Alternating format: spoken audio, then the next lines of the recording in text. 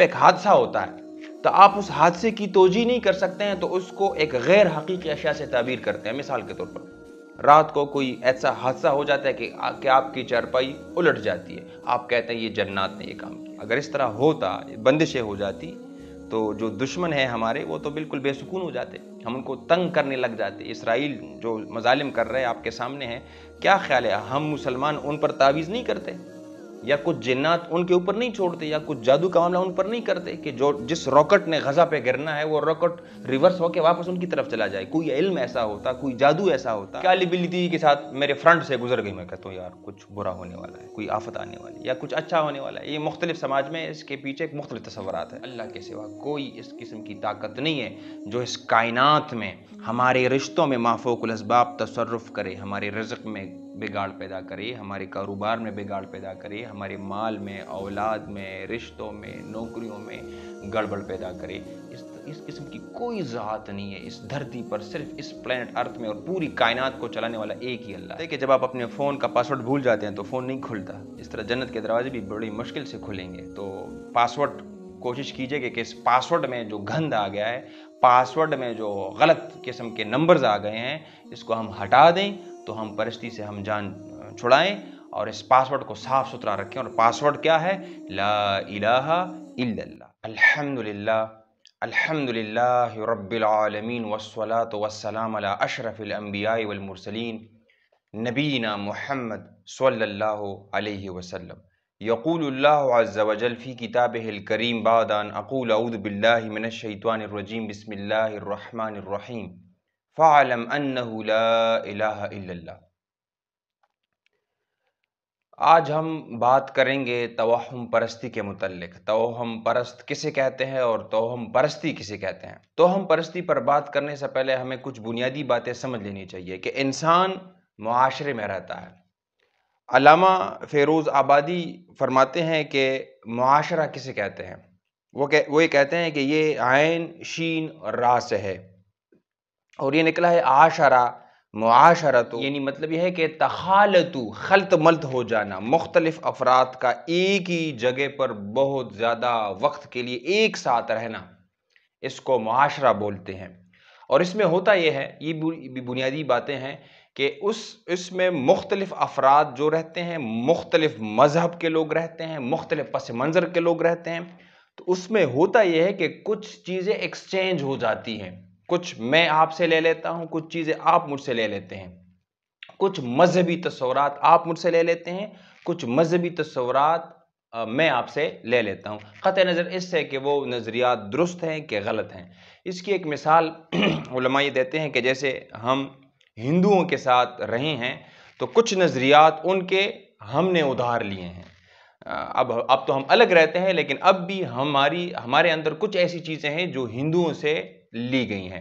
تو یہ ہوتا ہے کیونکہ معاشرے میں، ایک سماج میں لوگ رہتے ہیں، تو اس طرح کا خلط ملط، نظریات کا خلط ملط ہو جانا، یہ ہو جاتا ہے، ایکسچینج آف آئیڈیاز یہ ہو جاتے ہیں، تو اس کو معاشرہ بولتے ہیں، انگلش میں اس کو سوسائٹی سے تعبیر کیا جاتا ہے۔ اور علماء یہ بھی کہتے ہیں کہ جب نہ صرف نظریات کا بلکہ اعمال کا بھی ایک دوسرے پر اثر انداز ہونے کا خدشہ ہوتا ہے، کچھ میرے اس طرح کی پریکٹسز، کچھ اعمال آپ لے لیتے ہیں اور کچھ اعمال آپ سے میں لے لیتا ہوں، وہ اعمال مذہبی بھی ہو سکتے ہیں یا کچھ سماجی حوالے سے بھی ہو سکتے ہیں، تو یہ عمل ہو رہا ہوتا ہے۔ عربی میں اس کو جاننے کی کوشش کرتے ہیں کہ توہم پرستی کسے کہتے ہیں، تو تاج اللغہ میں یہ بات لکھی گئی ہے، وَحِمْتُ فِي الْحِسَاب، جب آپ حساب کر رہے ہوتے ہیں تو اس میں آپ سے کبھی کبھار غلطی ہو جاتی ہے، آپ وہم میں مبتلا ہو جاتے ہیں کہ یہ مثال کے طور پر 10 روپے ہیں، حقیقت میں ہوتے 10 روپے ہیں، آپ کو ایسا لگ رہا ہوتا ہے کہ یہ تو 8 ہیں یا یہ 7 ہیں، آپ وہم میں مبتلا ہو جاتے ہیں۔ اوہموا وہمن، جب بھی کوئی غلطی ہوتی ہے تو کہا جاتا ہے توہمتو، ای ظننتو، کہ میں وہم کا ارتکاب کر رہا ہوں یا میں نے گمان کیا۔ اب یہ گمان کرنا، یہ خیال کرنا، اس وہم میں مبتلا ہونا، شک میں مبتلا ہونا، شبہ میں مبتلا ہونا، یہ اس کا مطلب ہے۔ اور علماء یہ کہتے ہیں کہ خیال باطل، مثال کے طور پر یہ پرندوں کو ہم ایک دھوکہ دیتے ہیں جب فصل اگ جاتی ہے تو فصل میں ہم کچھ لکڑیاں اس طرح اویزا کر دیتے ہیں اور ان کو انسانی لباس پہنا دیتے ہیں. پرندوں کے خیال میں آتا ہے، پرندوں کے گمان میں آتا ہے کہ یہ تو آدمی ہے، حالانکہ وہ تو آدمی نہیں ہوتا، تو ان کے خیال میں آ رہا ہوتا ہے، ان کو شک ہو جاتا ہے. تو یہ وہم کا مطلب ہے. سید احمد دہلوی فرماتے ہیں اس کے متعلق کہ یہ قوت متخیلہ، دماغ کا ایک حصہ، ماہر نفسیات جانتے ہیں اس کو اچھے سے، دماغ کا ایک حصہ ایسا ہوتا ہے جو سوچنے کی طاقت رکھتا ہے، جس میں اس حصے میں بندہ سوچ رہا ہوتا ہے، تو اس کو کہتے ہیں قوت متخیلہ. اس حصے میں یہ قوت ہوتی ہے کہ وہ خیال کو پیدا کر لے، جو ظن اور گمان کو پیدا کر لے. ایبسٹریکٹ چیزوں کا وہ مرکز ہوتا ہے.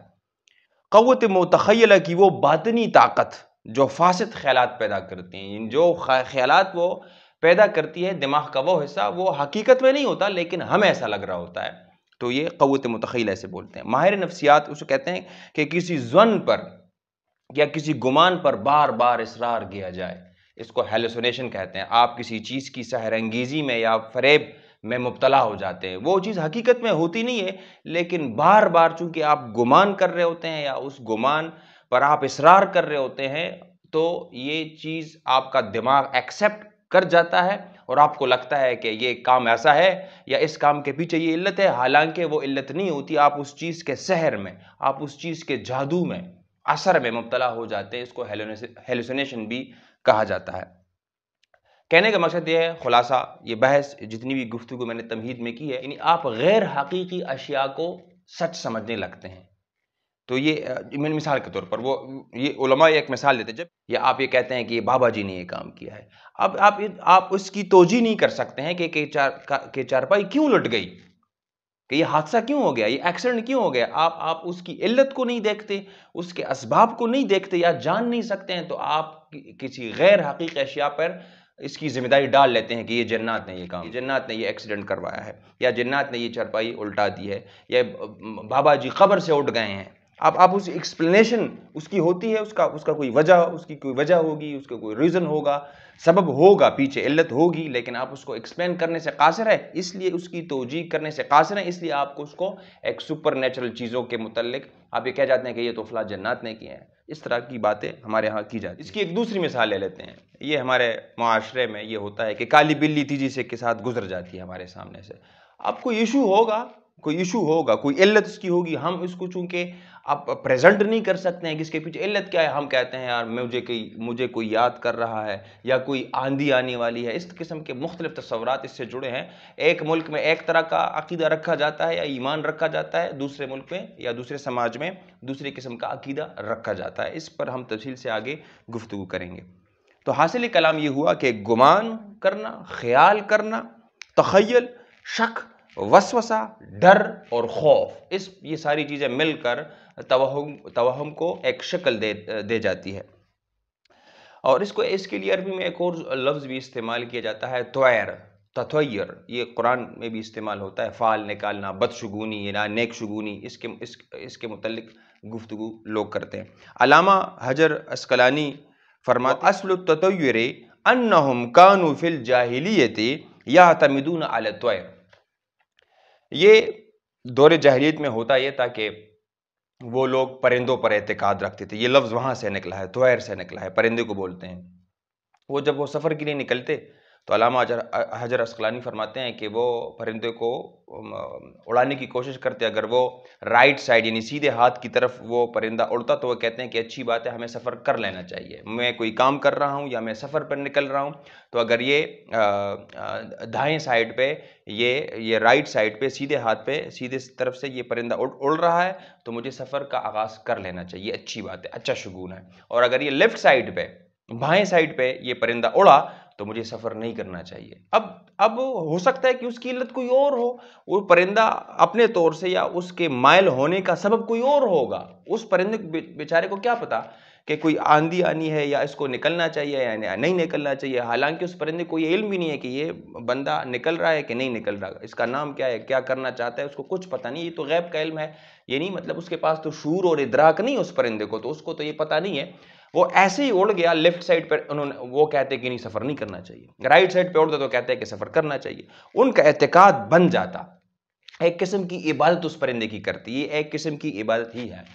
تو علامہ حجر اسقلانی فرماتے ہیں فجاء الشرع، پس شریعت آ گئی، اور کس طرح سے آئی، کس انداز سے آئی، بِالنَّهْيِ عَنْ ذَلِكَ، کہ یہ تو بالکل غلط بات ہے، اس کی نفی کر دی شریعت نے۔ نہیں، رسول اللہ صلی اللہ علیہ وسلم اس قسم کے تصورات کو ختم کرنے کے لیے آئے تھے، اور شریعت اس قسم کے تصورات ختم کرنے کے لیے آئی ہے۔ وَكَانُوا يُسَمُّونَهُ السَّانِحُ وَالْبَارِحُ، اور وہ انہوں نے مختلف نام رکھے ہوتے اس پرندے سے متعلق مختلف نام رکھے ہوتے، سانح اور بارح۔ سانح برکت کے لیے وہ استعمال کرتے کہ یہ برکت والا کام ابھی ہو رہا ہے، اور بارح یہ بدشگونی، اچھا نہیں ہونے والا، اس قسم کی باتیں وہ پرندوں سے متعلق کرتے۔ قرآن مجید نے بھی اس پر گفتگو کی۔ سورہ یاسین کا مطالبہ جب ہم کرتے ہیں تو کچھ انبیاء آئے ہیں، انہوں نے حق کی بات کی ہے، تو وہ تصویر قرآن مجید میں بیان ہوئی ہے، اور رسولوں نے دعوت حق، دعوت توحید پیش کی ہے، تو آگے سے ان کا رسپانس کیا ہے اس قوم کا؟ قالوا انا تطیرنا بکم لئن لم تنتہوا لنرجمنکم ولیمسنکم منا عذاب علیم۔ جب انہوں نے دعوت پیش کی ہے انبیاء کرام نے، تو آگے سے انہوں نے کہا، قالوا، انہوں نے کہا، انا تطیرنا بکم، تم تو نحوست لے کر آئے ہو، کہ یو آر اے کرس، تم لعنت کی ایک صورت ہو، منحوس لوگ ہو تم، علیہ باللہ۔ کس قسم کی باتیں وہ کر رہے تھے؟ اس سے یہ بھی اندازہ لگائیں کہ غیر مسلم کفاروں کا یہ قول ہے کہ اس سے کچھ ہو سکتا ہے، بدفعلی، نیک شگونی، بد شگونی، اور تم منحوس ہو، اس قسم کی گفتگو غیر مسلم کا شیوا ہے۔ قالو میں ان کافروں کی طرف اشارہ ہے، وہ نہ ماننے والوں کی طرف اشارہ ہے۔ انا تطیرنا بکم، یہ انبیاء کو کہہ رہے ہیں، رسولوں کو کہہ رہے ہیں کہ تم نحوست لے کر آئے ہو ہماری طرف۔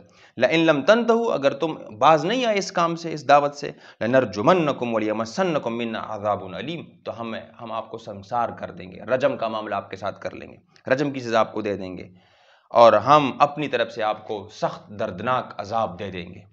اب دیکھیے جواب ادھر سے دیا جا رہا ہے، قالوا طائرکم معکم ان ذکرتم، یہ نحوست تمہارے اپنے پاس ہے، یہ ہماری وجہ سے نہیں آئی ہے، آپ کے اپنے اعمال کی وجہ سے کچھ غلط کام ہو رہے ہیں، کچھ آفتیں آپ لوگوں پر آ رہی ہیں، یا کچھ عذاب کی صورتحال سے آپ دوچار ہیں، تو یہ ہماری وجہ سے نہیں ہو رہی ہے، یہ آپ غلط باتیں کر رہے ہیں۔ تو انبیاء علیہم السلام اس پر رد کر رہے ہیں، تنقید کر رہے ہیں، تعمیری تنقید کر رہے ہیں کہ آپ کا یہ خیال، آپ کا یہ ایمان کہ ہم نحوست لے کر آئے ہیں، یہ باتیں غلط ہیں۔ انبیاء علیہ السلام نے یہ کہا، بل انتم قوم مسرفون، بلکہ آپ ایسی قوم ہے جو حد سے تجاوز کرنے والی، یعنی جس کام کا، جو معاملات آپ کے ساتھ ہو رہے ہیں، مثال کے طور پر آپ کے اوپر آفتیں آ رہی ہیں، تو آپ اس کی توجیہ نہیں کر سکتے ہیں، توجیہ نہیں کر سکتے ہیں، تو لہٰذا آپ نے ہمارے اوپر ڈال دیا کہ یہ ہماری وجہ سے ہو رہا ہے، ایسا بالکل نہیں ہے۔ اسی طرح ایک اور مثال، موسیٰ علیہ السلام کی قوم جو کافر قوم ہے، وہ یہ کہتے ہیں فَإِذَا جَاءَتْهُمُ الْحَسَنَةُ، جب ان کو ایک اچھائی کا معاملہ ان کے ساتھ ہو جاتا، کوئی بھلائی ان کو پہنچ جاتی، قَالُوا لَنَا هَذِهِ، تو یہ تو ہمارے مقدر میں ہے، وہ بڑے خوش ہو جاتے کہ یہ تو ہمارے مقدر میں ہے، یہ ہماری وجہ سے سب کچھ ہو رہا ہے۔ وَإِن تُصِبْهُمْ سَيِّئَةٌ، اور اگر ان کو تکلیف پہنچ جاتی، کوئی برائی کا معاملہ ان کے ساتھ ہو جاتا، يَطَيَّرُوا بِمُوسَى وَمَن مَعَهُ، تو یہ سمجھ لگتے کہ یہ موسیٰ علیہ السلام کی وجہ سے ہے، اور یہ جو موسیٰ علیہ السلام کے ساتھی ہیں، موسیٰ علیہ السلام اور ان کے ساتھیوں کی وجہ سے ایسا ہو رہا ہے، یہ آئے ہیں ہمیں دعوت دینا، یہ نحوست یہ لوگ لے کر آئے، یہ برائی جو ہو رہی ہے ان کی وجہ سے ہو رہی ہے۔ اس پر ہم آگے چل کر تفصیل کے ساتھ گفتگو کریں گے۔ الا، خبردار، تبصرہ کیا جا رہا ہے، الا خبردار، انا طائرہم عند اللہ، یہ کس قسم کی باتیں آپ کر رہے ہیں؟ آپ انبیاء علیہ السلام ان کے ایمان اور عمل کی اصلاح فرما رہے ہیں، الا خبردار، انما، بات یہی ہے، کلمہ حصر ہے، طائرہم عند اللہ ولیکن اکثرہم لا یعلمون۔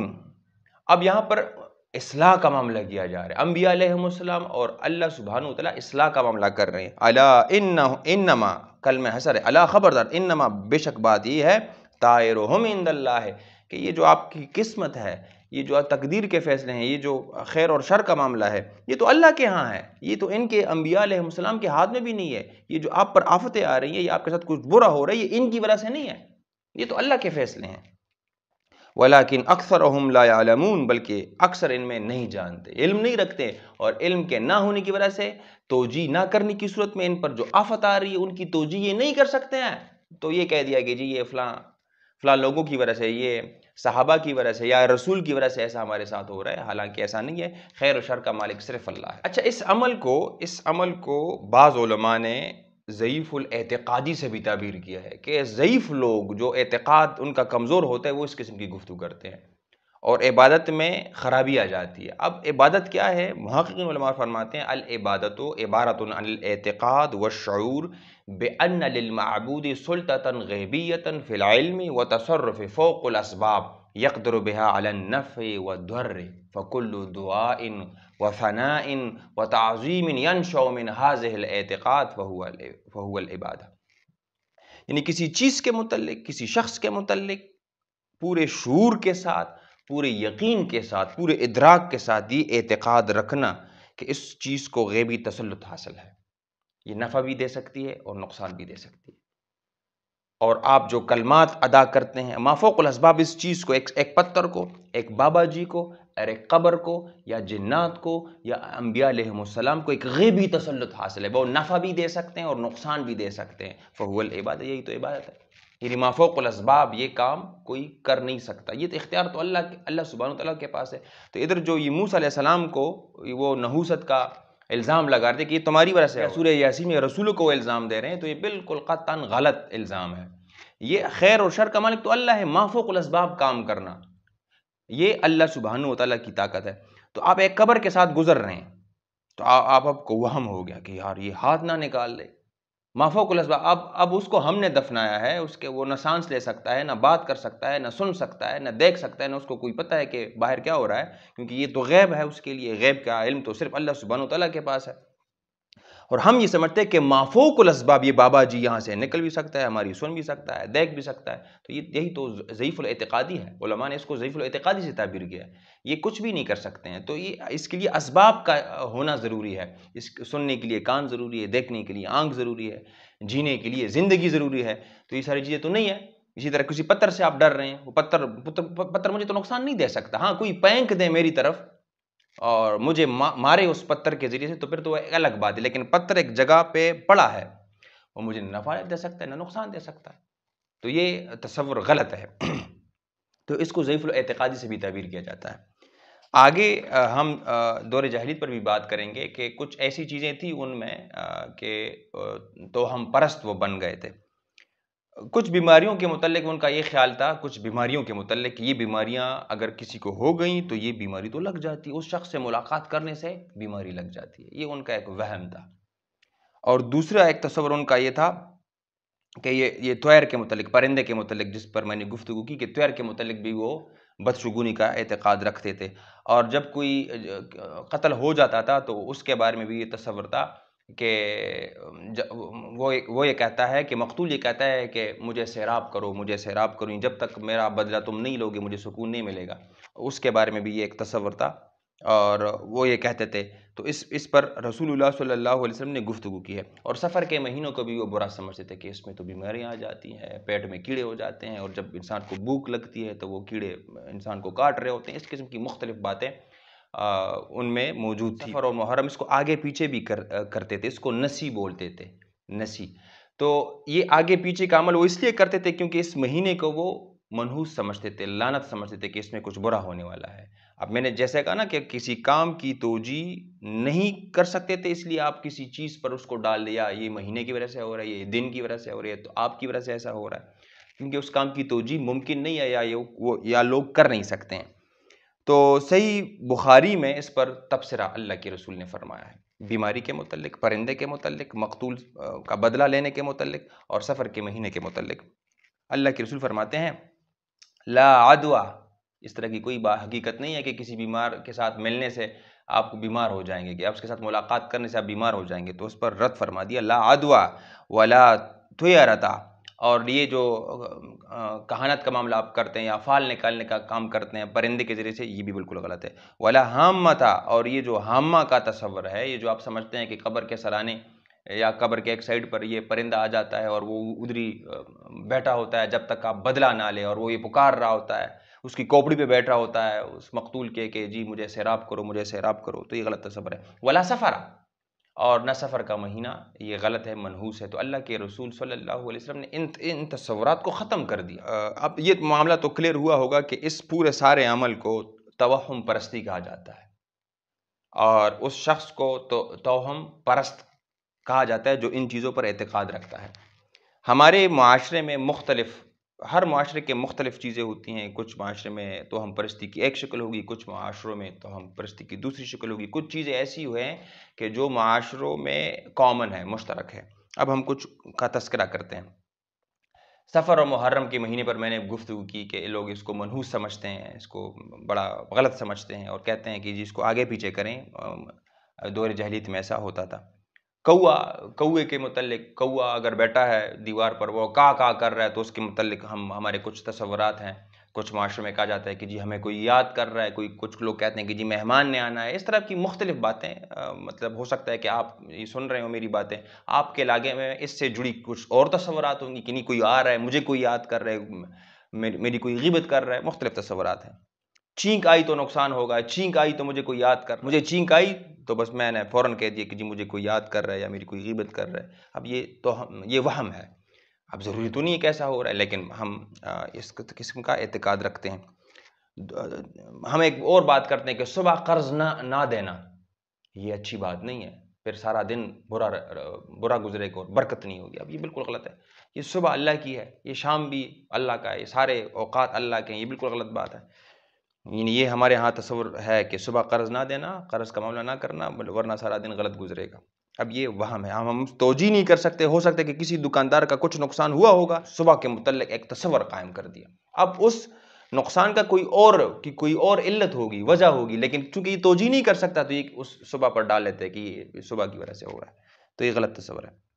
دوسری ایک بات، کالی بلی۔ اب میں ایک جگہ پر بیٹھا تھا، میرے استاد نے کہا کہ یار یہ غلط باتیں ہیں، کالی بلی تھی جس کے ساتھ گزر گئی تو اس کو کوئی ارجنٹ کام ہوگا کوئی ارجنٹ کام اس کو ہوگا۔ اب یہ کوئی کیا بات ہے کہ کالی بلی میرے فرنٹ سے گزر گئی، سامنے سے، میں عجیب تصورات شروع کر دوں، اس کو کوئی کام ہوگا، کھانے کے لیے گئی ہوگی یا اس کے بچے ادھر اچھا بچوں کے بال کچھ ایسے ہوتے ہیں کہ بچوں کے بال کچھ کاٹ دیے جاتے ہیں، کچھ نہیں کاٹے جاتے، کہتے ہیں یہ پیر صاحب کے رکھے ہوئے ہیں، اگر ہم اس کو کاٹیں گے تو بڑا نقصان ہوگا۔ اب یہ غلط تصور ہے۔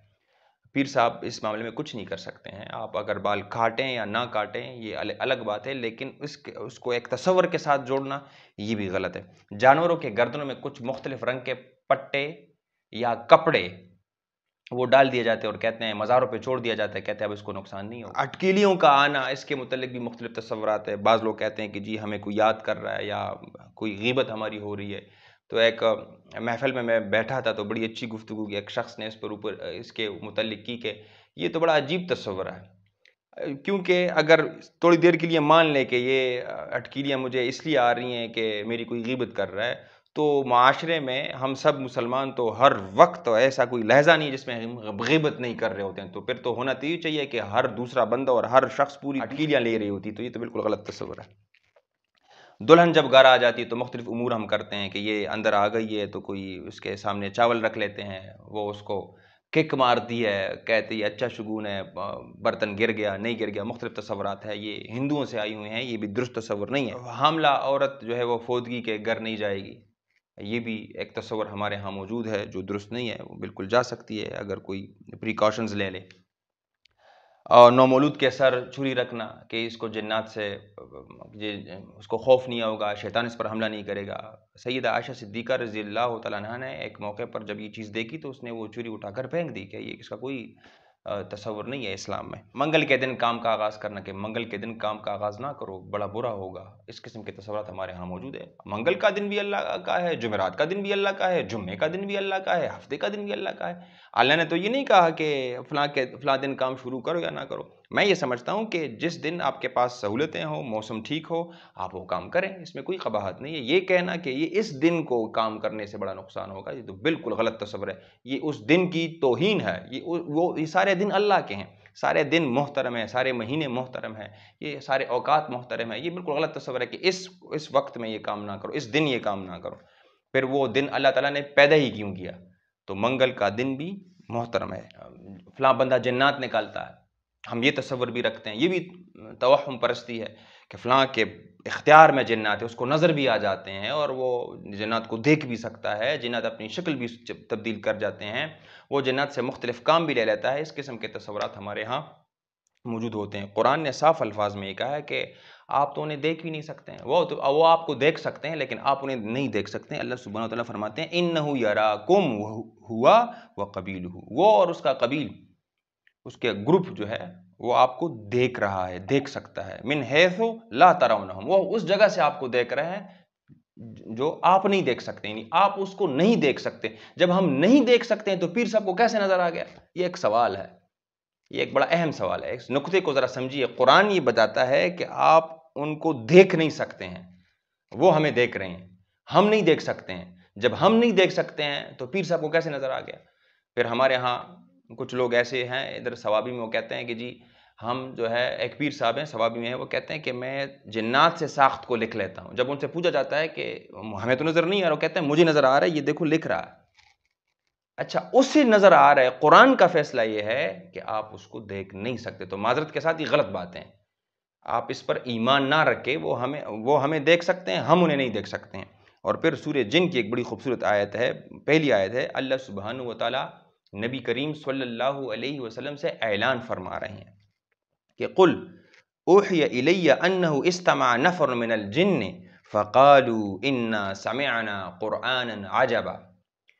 علماء یہ کہتے ہیں اور مفسرین بھی یہ لکھتے ہیں کہ نبی علیہ السلام درس دے رہے ہیں، مثال کے طور پر قرآن کی ایک محفل بنی ہے، نبی علیہ السلام درس دے رہے ہیں۔ ابھی نبی علیہ السلام کو کچھ پتہ نہیں ہے کہ اس میں جنات بھی بیٹھے ہیں، لیکن خبر آئی، وحی ہوئی رسول اللہ صلی اللہ علیہ وسلم کو، اور ان کو کہا کہ قل، اے نبی کہیے، اوحی الیہ، مجھے وحی کی گئی ہے، کہ مجھے بھی وحی آئی، جبرائیل علیہ السلام آئے ہیں اور مجھے ایک خبر دی ہے، انہ استمع نفر من الجن، کہ جنوں کا ایک ٹولہ، جنوں کا ایک گروپ آیا ہے اور انہوں نے قرآن کو سن لیا ہے۔ آپ جو درس دے رہے ہیں، آپ جو تلاوت کر رہے ہیں، یہ جنہوں نے سن لیا ہے، اور آپس میں کہنے لگے وہ کہ فقالوا انا سمعنا قرآنا عجبا، اور اب انہوں نے سنا، یہ خبر بھی اللہ کے رسول کو وحی کے ذریعے بتائی گئی، اور آگے سے جناتوں نے وہ خبر پروپیگیٹ کی کہ ہم نے عجیب قرآن سنا، اچھا کلام سنا۔ یہ خبر بھی اللہ کے رسول کو وحی کے ذریعے سے معلوم ہوئی۔ یہاں پر نکات سنیے، اللہ کے رسول خاتم النبیین صلی اللہ علیہ وسلم کو وحی آتی ہے تو خبر ہوتی ہے کہ یہاں پر جنات بیٹھے ہیں اور انہوں نے کلام سنا۔ اس پیر کو کس نے بتایا؟ وحی کا سلسلہ تو بند ہے، ہم تو کہتے ہیں کہ ختم نبوت ہو چکا ہے، نبوت مہر بند ہو چکی ہے، اب نہ کوئی وحی ہوگی، نہ کوئی غیب سے خبر آئے گی، نہ کوئی نبا آئے گی، نہ کوئی وحی آئے گی، نہ کوئی کلام آئے گا، نہ کوئی رسول آئے گا، نہ کوئی نبی آئے گا، بات ختم ہو گئی۔ آخری کلام، آخری امت، آخری نبی، اب سب قیامت کا انتظار ہے۔ یہ بات تو ہم کہتے ہیں، تو پھر اس پیر صاحب کو وحی ہوئی کہ وہ بھی کہتا ہے کہ میرے پاس جنات ہے، میں ان کو دیکھ رہا ہوں۔ اللہ کے رسول کو وحی کے ذریعے سے معلوم ہوا، وحی نہ آتی تو اللہ کے رسول کو معلوم نہ ہوتا، کیونکہ قرآن کا نص موجود ہے۔ قرآن یہ بتاتا ہے کہ وحی آنے سے رسول اللہ علیہ وسلم کو یہ باتیں معلوم ہوئی کہ یہاں پر جنات بیٹھے اور انہوں نے کلام سنا۔ اس پیر صاحب کو وحی آئی ہے، وحی آئی ہے تو وہ وحی دکھا دیں۔ اللہ کے رسول تو دکھا رہے ہیں کہ یہ دیکھیں، یہ سورہ جن کی پہلی آیت ہے، اس پیر صاحب کے پاس وحی آئی ہے۔ یہ تو بالکل غلط تصور ہے، اس پہ ہمیں سوچنا چاہیے۔ ایک طرف ہم یہ کہتے ہیں کہ ختم نبوت ہو چکا ہے، وحی نے نہیں آنا، تو پھر اس پیر، یہ جو لوگ دعویٰ کرتے ہیں، یہ جعلی قسم کے لوگ جو دعویٰ کرتے ہیں کہ ہمارے پاس جنات قبضے میں ہیں، ہم ان کو دیکھتے ہیں، اور 40 کی تعداد میں ہیں، 10 کی تعداد میں ہیں، یہ کیسی باتیں یہ کرتے ہیں؟ اللہ کے رسول وحی کے پابند ہے، وحی کے بغیر وہ کچھ کہتے نہیں ہیں، وحی آئی ہے تو ان کے معلوم ہوا، اسے یہ کیسے معلوم ہو گیا؟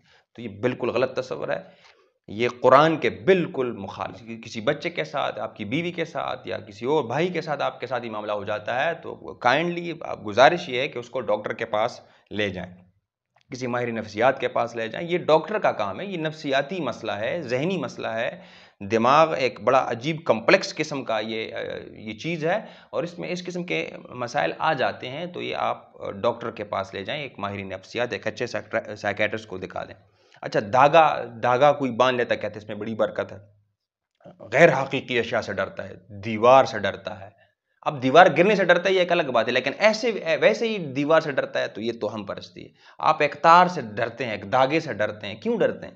اچھا، اگر میرے ہاتھ میں وہ دھاگا ہے، میں آپ کو مارنے لگا ہوں تو پھر تو ڈر تو سمجھ میں آنے والا ہے، لیکن ایسے ہی پڑا ہے، یا میرے ہاتھ میں اور آپ اس سے ڈر رہے ہیں، یا میں نے ہاتھ میں ایک دھاگا باندھے اور میں اس سے ڈر رہا ہوں، تو یہی توہم پرستی ہے، یہی وہم ہے۔ اچھا پھر آگے یہ لوگ یہ گفتگو کرتے ہیں کہ جی فال نکالنا، فال سے ہمیں کچھ چیزیں معلوم ہو جاتی ہیں، اور پھر جادو کے ذریعے سے بندش ہو جاتی ہے، اور مجھ پر فلاں بندی نے تعویذ کیا ہے، میرے بچے نہیں ہو رہے ہیں، رزق کے دروازے مجھ پر بند ہوئے ہیں، اور ایک لفظ ہم استعمال کرتے ہیں بندش ہوئی ہے، تو یہ بھی غلط تصور ہے۔ بندش کوئی نہیں کر سکتا ما فوق الاسباب۔ ایک تو یہ ہے کہ آپ کی تنخواہ کوئی بند کر دے تو وہ تو پریکٹیکل ہے، وہ تو اسباب کی دنیا ہے۔ میں آپ کا بینک اکاؤنٹ ہیک کر لوں اور آپ کی تنخواہ آپ کو نہ مل رہے ہو تو بات تو سمجھ میں آنے والی ہے۔ یہ غیب سے کیسے بند ہو جاتی ہے؟ یہ ادھر میں بیٹھا ہوں، ادھر میں بیٹھا ہوں، اور آپ جہاں پورے پاکستان میں آپ میری گفتگو سن رہے ہیں، ادھر میں بیٹھا ہوں، یہاں سے میں کچھ چیزیں پڑھ رہا ہوں کہ مال کے آنے میں بندش ہو جاتی ہے، تو یہ کیسے ہو گیا؟ میرے پاس اس طرح کیا علم ہے؟ میرا تو یہ اعتقاد ہے کہ پوری کی پوری مخلوق جن کے متعلق لوگ سمجھتے ہیں کہ یہ بندش کر سکتے ہیں، وہ ادھر میری جگہ پر بیٹھے، یا ادھر آ جائیں، وہ کچھ بھی کر لے، بندش نہیں کر سکتے۔ ہاں، ہاتھ نہیں لگائیں گے کسی چیز کو، بس کچھ کر لیں، کچھ جادو کر لیں، کوئی فال نکال لیں، کوئی ساخت کر لیں۔ اللہ کا نظام ایسا نہیں ہے کہ وہ مافوق الاسباب کچھ ایسا کر سکے، یہ کر ہی نہیں سکتے ہیں۔ تو جادو کے متعلق لوگوں کا یہ کنسپٹ ہے جو بالکل غلط ہے۔ یا کوئی ساخت ایسی ہوتی، کوئی تعویذ ایسا ہوتا جس سے یہ کام سارے کرنے لگتے ہیں، یا کوئی جادوگر ایسا ہوتا جو دم چپ سے وہ اس راکٹ کو واپس کر لیتا۔ لیکن یہ پریکٹیکل دنیا ہے، اس میں اس قسم کی چیزوں کی گنجائش نہیں ہے۔ اللہ سبحانہ وتعالیٰ نے اس بندش کے متعلق ایک بات کی ہے، ما یفتح اللہ للناس من رحمہ، اللہ اگر کھول دے، وہ رحمت لوگوں کے لیے کھول دے، رزق کا معاملہ کر دے، اللہ نے یہ فیصلہ اگر کر لیا کہ میں اس کو بچے دے رہا ہوں، اللہ نے اگر فیصلہ کر لیا کہ میں رزق دینے کا معاملہ کر رہا ہوں، فلا ممسک لہا، قرآن کیا کہتا ہے؟ فلا ممسک لہا، اس کو بند کرنے والا کوئی نہیں ہے۔ کوئی جادوگر اس کو بند نہیں کر سکتا، کوئی تعویذ کرنے والا اس کو بند نہیں کر سکتا۔ میرا اگر رشتہ ہو رہا ہے، اللہ نے فیصلہ کر لیا ہے کہ یہ رشتہ ہوگا، تو کوئی تعویذ گر، کوئی ساخت گر، کوئی جادوگر، کوئی ایکس وائی زی، کوئی ماما کاکا چاچا اس کو بند نہیں کر سکتا۔ اس کو ایک ایکیڈمک طریقے سے سمجھنے کی کوشش کریں اور سوچیں، غور کریں۔ اللہ کا نظام اتنا کمزور نہیں ہے۔ یہ اگر اس طرح ہو جاتا کہ محبوب آپ کے قدموں میں، اور یہ دیواروں پہ جو لکھا ہوتا ہے پاکستان میں ہر دیوار پر یہ مسئلے لکھے ہوتے ہیں، تو پھر تو بڑا عجیب مسئلہ ہوتا، کیونکہ آپ کے علم میں ہے، بے ادبی معاف، پھر تو ایک گھر کی خواتین دوسری گھر میں ہوں گی، اور اس گھر کی خواتین کوئی تیسرے گھر میں ہوں گی، پھر یہ تو سارا نظام درہم برہم ہو جائے گا۔ کیونکہ ہمارے ہاں تو یہ ہے نا، لوگ لڑکیوں سے چاہتے ہیں کہ ان سے ملیں، ان سے ملاقات کریں، ان سے شادیاں کر لیں، تو پھر تو یہ تعویذوں کے ذریعے سے، جادوگر کے ذریعے سے، پھر تو درہم برہم سارا نظام ہوگا۔ یہ جو سوسائٹی ہے، یہ جو حکم میں ہے، یہ ایک نظم میں ہے کہ احترام کا رشتہ ہے، حیا کا رشتہ ہے، پھر تو یہ سارے رشتے ختم ہو جائیں گے۔ پھر تو میں کسی اور کے ہاں جاؤں گا، کوئی اور ادھر آئے گا، پھر تو یہ نظام درہم برہم رہ جائے گا، رشتے ختم ہو جائیں گے۔ اگر یہ ہوتا، یہ اس قسم کی چیزیں ہوتی، ان کاموں، یہ عامل لوگ کچھ کر سکتے تھے، تو پھر تو دنیا کا نظام درہم برہم ہوتا۔ تو اس طرح کا یہ ممکن نہیں ہے۔ اللہ سبحانہ و تعالیٰ فرماتے ہیں فلا ممسک لہا، اللہ کہتے ہیں کہ میں نے اگر رحمت کا معاملہ کر لیا، میں کسی کو نوکری دے رہا ہوں، میں کسی کو رزق دے رہا ہوں، میں کسی کو بیٹیاں دے رہا ہوں، میں کسی کو اولاد دے رہا ہوں، اللہ کہتے ہیں کہ تم بند نہیں کر سکتے ہیں، فلا ممسک لہا، اس کو بند کرنے والا کوئی نہیں ہے۔ وما یمسک، اور اگر بند کر لوں، میں اگر فیصلہ کر لوں کہ اس کی شادی نہیں ہوگی، میں اگر فیصلہ کر لوں کہ اس کو رزق نہیں دوں گا، میں اگر فیصلہ کر لوں کہ اس کو اولاد نہیں دوں گا، میں اگر فیصلہ کر لوں کہ اس پر رحمت کی بارش نہیں ہوگی، میں اگر فیصلہ کر لوں، اللہ سبحانہ وتعالیٰ فرماتے ہیں، تو اس کو کھولنے والا کوئی ہے؟ اللہ جواب دیتے ہیں فلا مرسل لہ من بعدی، اس کو کھولنے والا کوئی نہیں ہے۔ اس بندش کو، اگر میں نے ایک معاملے کو بند کر رکھا ہے، اولاد دینے کے معاملے کو بند کر رکھا ہے، رزق دینے کے معاملے کو بند کر رکھا ہے، رحمت کے نزول کو بند کر رکھا ہے، مال کے فراوانی کو بند کر رکھا ہے، تو اس بندش کو کوئی روک نہیں سکتا۔ یہ اچھے سے سمجھ لیں، قرآن کا فیصلہ ہے، کیا کریں، مجبوری ہے، ماننا پڑے گا۔ اور اللہ کہتے ہیں کہ اگر میں نے کھول دیا، یہ رزق کے دروازے کھول دیے، رحمت کے دروازے کھول دیے، اس کو بند کرنے والا کوئی نہیں۔ یعنی ایک دروازہ ہے، سمپل سی بات ہے، مخلوق اچھے سے سمجھ جائیں اس بات کو، خالق اور مخلوق کا فرق۔ خالق کہتا ہے کہ ایک دروازہ ہے مخلوق کے لیے، اگر وہ میں بند کر لوں تو مخلوق اس کو کھول نہیں سکتی ہے۔ وہ کسی چیز کا بھی دروازہ ہو سکتا ہے، اولاد دینے کا دروازہ، رزق دینے کا دروازہ، اور نوکری دینے کا دروازہ، وہ اگر بند ہو جائے تو اس کو کھولنے والا کوئی نہیں ہے، اور اگر اللہ اس کو کھول دے تو اس کو بند کرنے والا کوئی نہیں ہے۔ ہے کوئی اس طرح کی طاقت جو اس کا مقابلہ کر سکے؟ خالق کا مقابلہ کر سکے، کوئی اس طرح کی ذات نہیں ہے۔ اللہ سبحانہ و تعالیٰ فرماتے ہیں وَهُوَ الْعَزِيزُ الْحَكِيمُ، وہ غالب ذات ہے، اس قدرت وہ رکھتا ہے، حکمت والی ذات وہ ہے، وہ اگر چاہتی ہے کہ دروازہ بند ہو تو بس بند ہو، اس کو کوئی کھول نہیں سکتا۔ عزیز سے کہتے ہیں، وہ رزق دینے پہ قادر ہے، وہ اولاد دینے پہ قادر ہے، وہ نوکری دینے پہ قادر ہے، وہ نکاح کرنے پہ قادر ہے، آپ کی نکاح کروانے پہ قادر ہے۔ کوئی بابا جی، کوئی مخلوق، کوئی جادوگر، کوئی تعویذ والا، یہ طاقت ہے اس کے پاس ہے ہی نہیں، وہ اس میں تصرف کر ہی نہیں سکتا۔ الحمدللہ رب العالمین سبحانہ و تعالی عما یصفون، تو اللہ تو پاک ہے ان چیزوں سے۔ اچھا، ایک اور تصور ہمارے ہاں ہے کہ قبر پر اگر درخت ہو جائے اس کے پتے نہیں کاٹنے چاہیے، اس کو اپنی بکری کو ادھر نہ جانے دینا، یہ بھی غلط تصور ہے۔ اب قبر پر اگر کوئی درخت ہو گیا تو کیا مطلب ہے اس کا کوئی دین اسلام میں کوئی تصور نہیں ہے، لیکن لوگ ایسے ڈرتے ہیں۔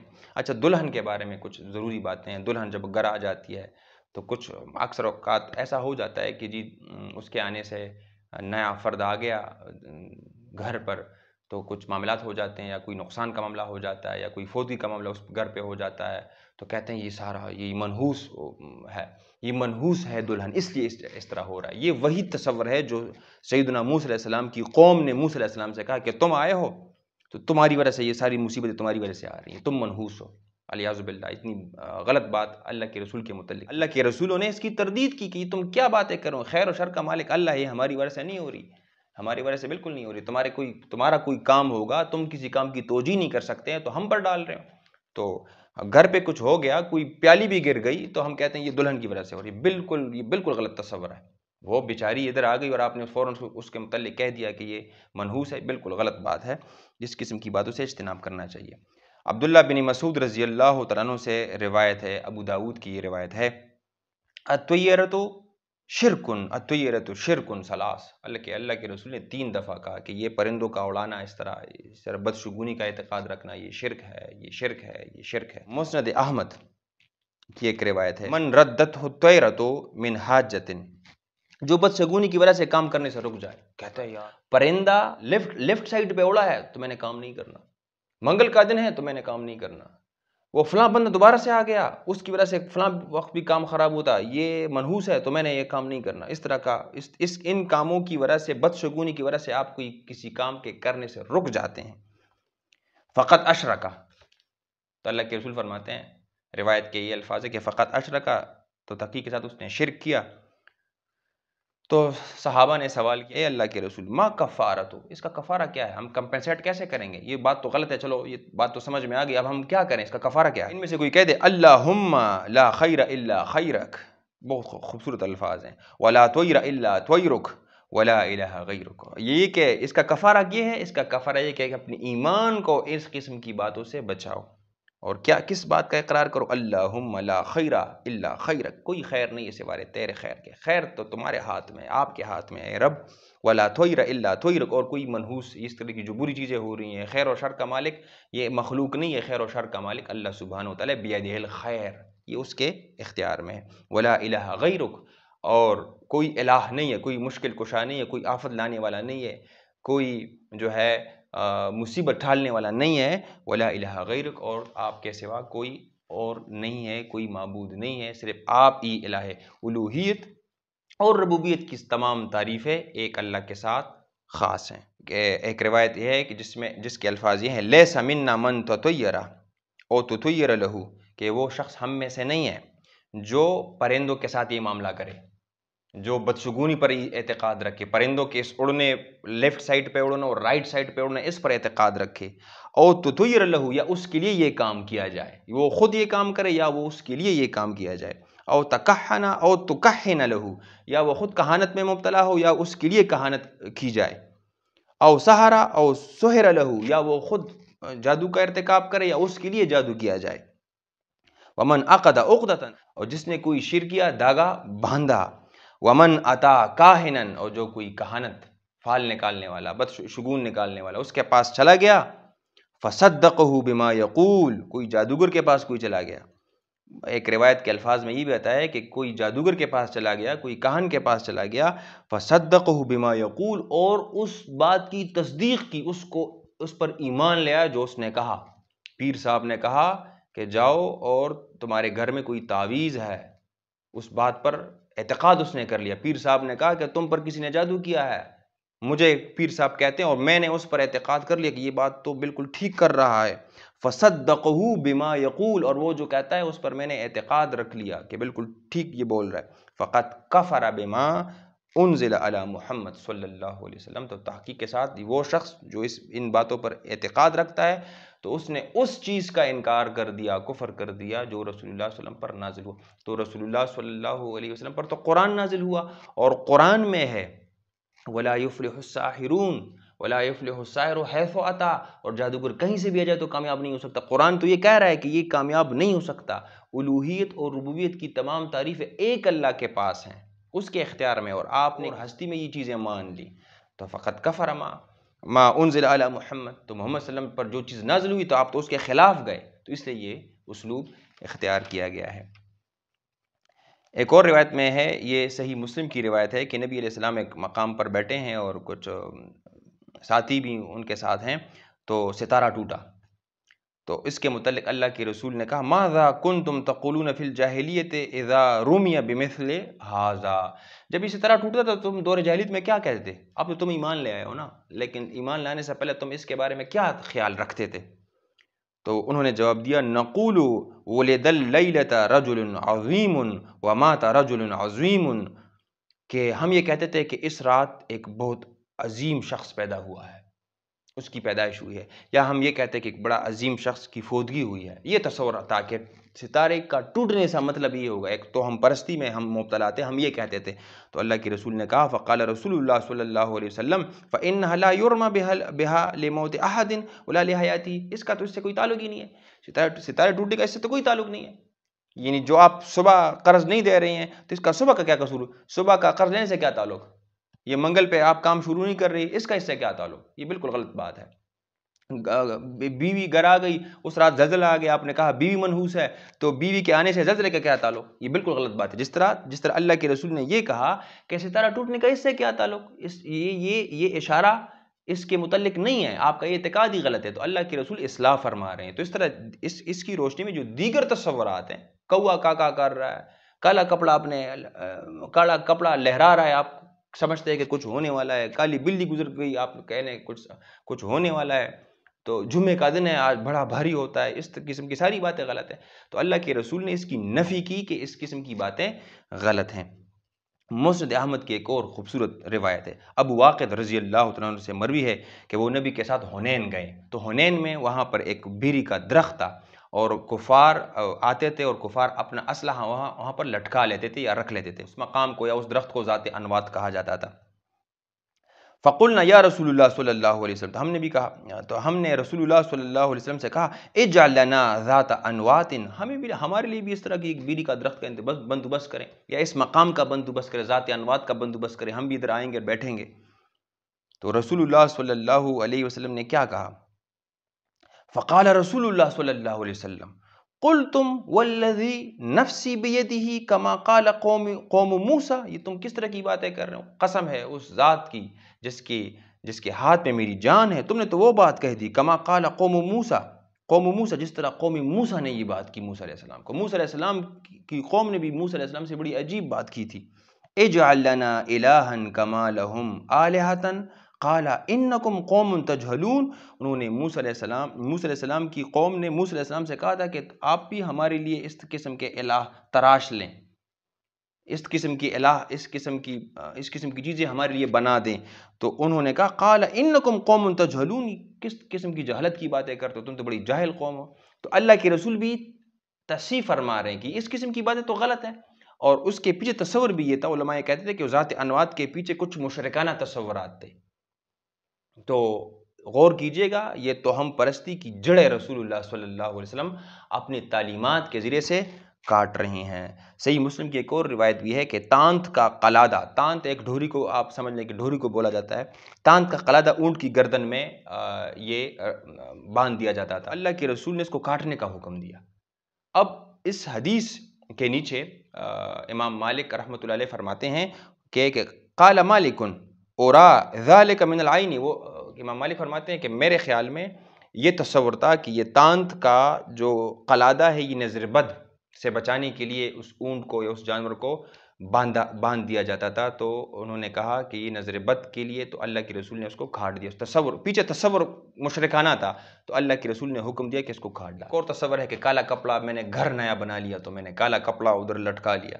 اب کالا ہر رنگ تو اللہ کا ہے، اب کالے رنگ میں کیا خاص بات ہے؟ آپ کیا یہ سمجھتے ہیں کہ کالے رنگ سے جو عذاب نہیں آئے گا، وہ آفت نہیں آئے گی؟ یہ بالکل غلط تصور ہے. آپ یہ سمجھتے ہیں کہ نظر بد سے یہ کالا رنگ بچائے گا. جب طوفان آتا ہے تو سب سے پہلے تو وہ پرچم وہ گر جاتا ہے. وہ پرچم اپنی حفاظت خود نہیں کر سکتا، تو آپ کے گھر کی حفاظت کیسے کرے گا؟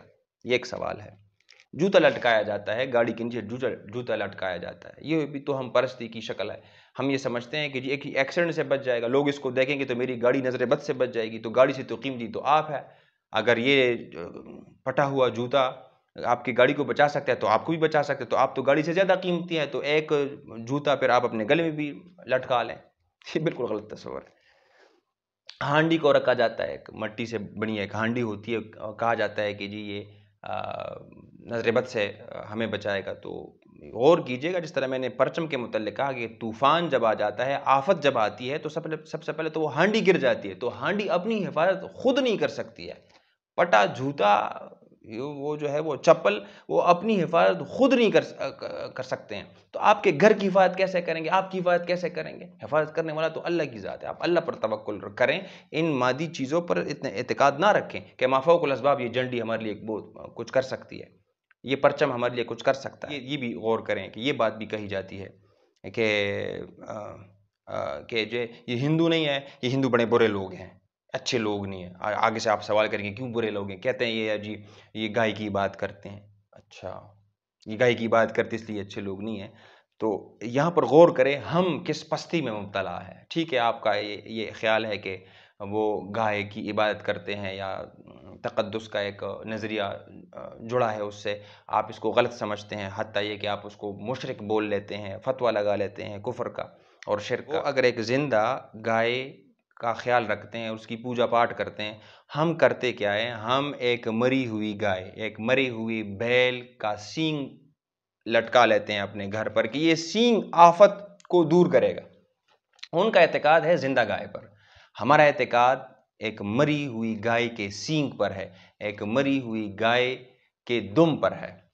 یہ آپ اندازہ کیجئے گا کہ ہم کس پستی میں مبتلا ہے، اور ہم ان کو طنز کے طور پر ہم کہتے ہیں یہ تو مشرک ہے، یہ تو گائے کا خیال رکھتے ہیں. تو ہم کیا کرتے ہیں؟ اب آپ اندازہ کیجئے گا کہ ایک جیتی جاگتی گائے کے متعلق یہ خیال کرنا یا اس کی عبادت کرنا، ہندو لوگ یہ کرتے ہیں، یہ بڑا جرم ہے یا یہ بڑا جرم ہے کہ ایک مری ہوئی گائے کے سینگ کے متعلق یہ خیال کرنا کہ جو آفت آ رہی ہے یہ سینگ ہمیں ہمارے گھر کو اس سے بچائے گی. یہ مری ہوئی گائے، اس کا جو گوبر ہے یہ میرے گھر کو اور میرے بچوں کو ایکسیڈنٹ سے بچائے گی، نظر بد سے بچائے گی. وہ ایک زندہ گائے کے متعلق یہ خیال کرتے ہیں. آپ اور ہم ایک مری ہوئی گائے کے سینگ سے ڈرتے ہیں، آپ اور ہم ایک مری ہوئی گائے کے گوبر سے ڈرتے ہیں، آپ اور ہم ایک مری ہوئی گائے کے چمڑے سے یا سینگ سے یا گوبر کے متعلق یہ اعتقاد رکھتے ہیں کہ یہ حادثات سے ہم کو بچاتی ہے. انا للہ و انا الیہ راجعون. توحید کے ماننے والوں گمان ہے. اب آپ خود اندازہ کیجیے گا، میرا مقصد طنز نہیں ہے، صرف غور و فکر کرنا. میں یہ سمجھتا ہوں کہ مسائل کا حل غور اور فکر. توحید تو جنت کا پاسورڈ ہے. اب اس توحید میں ہم خرابی کریں گے تو جنت کیسے کھلے گی ہمارے لیے؟ پاسورڈ میں مسئلہ ہے، جب پاسورڈ میں مسئلہ آ گیا تو جنت کا دروازہ تو کیسے کھلے گا؟ یہ ایسی محمد رسول اللہ صلی اللہ علیہ وسلم.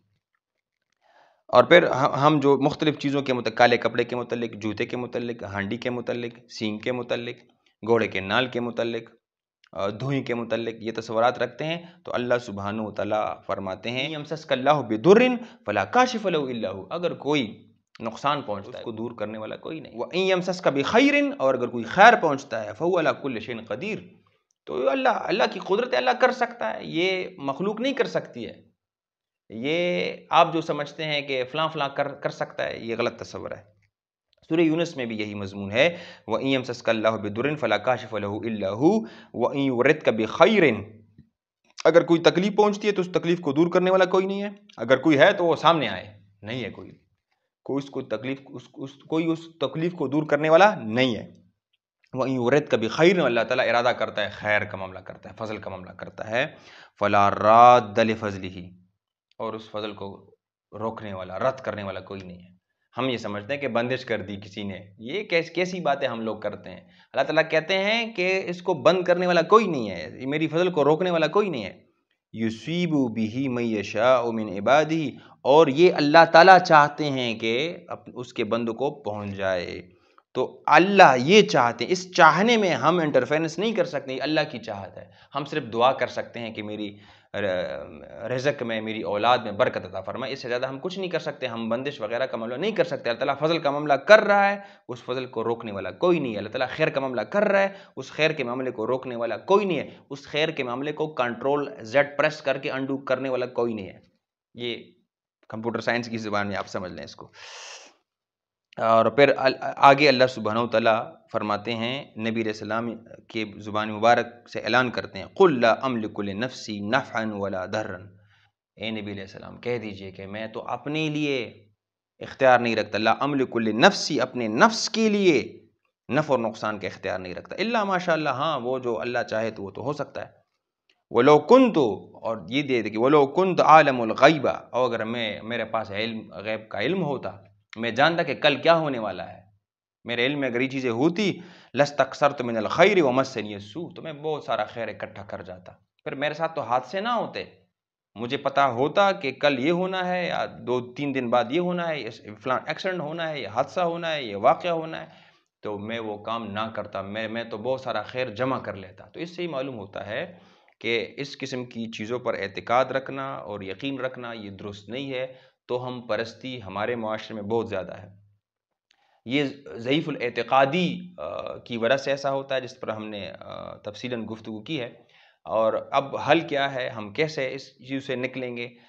اس سے نکلنے کا ایک ہی راستہ ہے، اور وہ یہ ہے کہ ہم اپنے توحید میں جو فالٹ آ گیا ہے، اس فالٹ کو درست کر لیں۔ اور یہ فالٹ کب درست ہوگا؟ یہ قرآن مجید سے درست ہوگا۔ قرآن مجید یعنی اسلام، دین اسلام، شریعت اسلام، مذہب اسلام کا بنیادی میسج ہی ہے فَاعْلَمْ أَنَّهُ لَا إِلَٰهَ إِلَّا اللَّهُ۔ اس لیے ہم کہتے ہیں کہ خالق سے ہونے کا یقین اور مخلوق سے نہ ہونے کا یقین۔ تو یہ دھاگا مخلوق ہے، یہ نظر مخلوق ہے، یہ جادوگر خود مخلوق ہے، یہ وائر مخلوق ہے، یہ دن مخلوق ہے، یہ مہینہ مخلوق ہے، یہ بلی مخلوق ہے، اس کا گزرنا، یہ ساری چیزیں یہ خالق نہیں ہے، یہ مخلوق کے کیٹیگری میں یہ ساری چیزیں آتی ہیں۔ اللہ کے علاوہ یہ ساری کائنات مخلوق ہے، تو مخلوق سے نہ ہونے کا یقین۔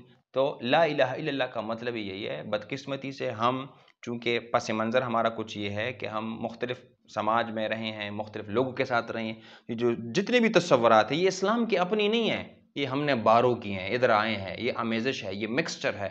خالص اس پاسورڈ کو، اس لائن کو بالکل خالص کیجئے، اس اپنے سافٹ ویئر کو اپڈیٹ کیجئے توحید کے رنگ سے۔ اور یہ شرک کی جو اپڈیشن آئی ہے، شرک کا جو ورژن آیا ہے، اس کو ان انسٹال کر لیں اور توحید کو انسٹال کر لیں پیور طریقے سے، تو انشاءاللہ جنت کا دروازہ بھی کھل جائے گا۔ امید ہے کہ آپ اس پر ضرور غور و فکر کریں گے۔ اگر آپ نے غور و فکر کیا تو میں سمجھوں گا کہ میں اپنے مقصد میں کامیاب ہو گیا۔ اللہ تعالیٰ سے دعا ہے کہ مجھے اور آپ کو شرک سے دور رکھے، تو ہم پرستی سے دور رکھے اور توحید کے قریب لائے۔